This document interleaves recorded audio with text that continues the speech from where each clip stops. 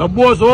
અલ્પેશ કથિરિયાએ જયારે કોર્પોરેશનમાં પપ્પન તોગડિયાને ટિકિટ મળી એટલે આ લોકો એની ઘરે જઈને માર્યો, તોડફોડ કરી.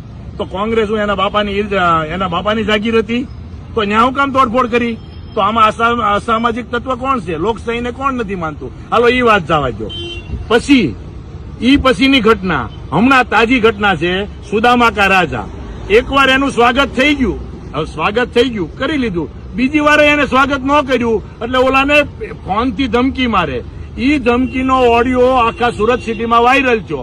તોય કોઈ સત્તાધીશો, કોઈ પોલીસ વાળાઓ એને પકડવાથી બીવે છે.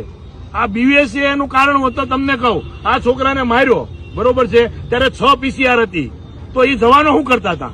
તો મદદગારી નહીં થઈ? કેમ ભાઈ પોલીસ એને છાવરે છે, બીવે છે?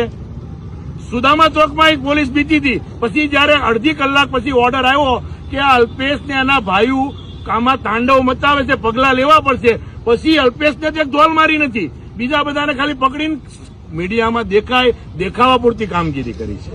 હવે આ લોકો, આની સિવાય અશ્વિન સાકાસરિયા જયારે પાટીદાર અનામત આંદોલનમાં પાટીદાર આગેવાન હતો, ખોડિયાનગર ઉપર રોડ ઉપર નીકળ્યો, ફેમિલી હારે હતો, ત્યારે પથ્થર મારીને તમે એને મારવાના પ્રયત્ન કર્યા હતા.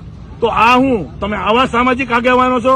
પટેલ સમાજને તમે બદનામ કરો છો, પટેલ સમાજના નામે તમે ધબ્બો છો.